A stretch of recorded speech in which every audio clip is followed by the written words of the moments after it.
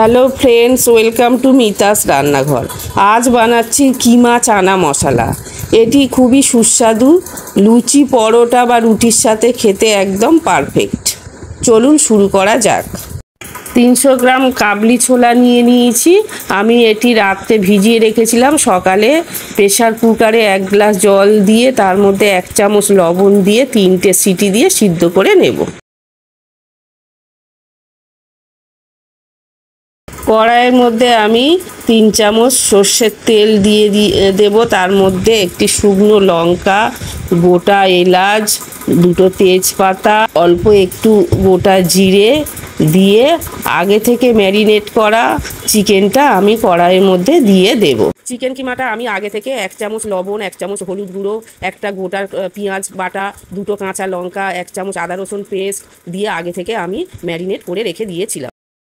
এবার কিমাটা ভালো করে কষে নিয়ে তার মধ্যে আমি একটা টুকরো করা আলু কেটে ওর মধ্যে দিয়ে দেবো। দিয়ে একটু লবণ দেব, হলুদ গুঁড়ো, কাশ্মীরি গুঁড়ো লঙ্কা দিয়ে আবারও ভালো করে আমি কষতে থাকবো।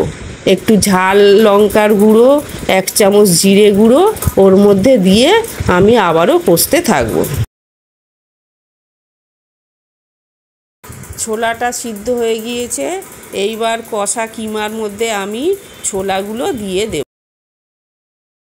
এরপর আমি পরিমাণ মতো জল দিয়ে দেব। দিয়ে তারপরে আমি 15 মিনিটের মতো ঢাকা দিয়ে রাখবো। এখানে আমি গরম জল ব্যবহার করেছি। 15 মিনিট পর আমি ঢাকা খুললাম।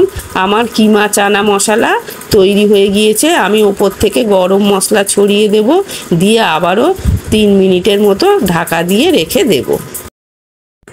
এখানে আমি লুচি ভেজে নিচ্ছি কিমা চানা মশলার সাথে পরিবেশন করার জন্য।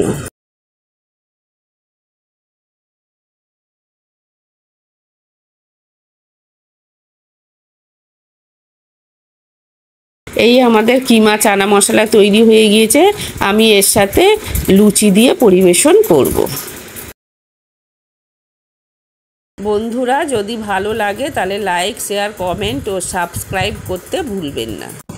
আবার দেখা হবে নতুন রেসিপি নিয়ে। ধন্যবাদ।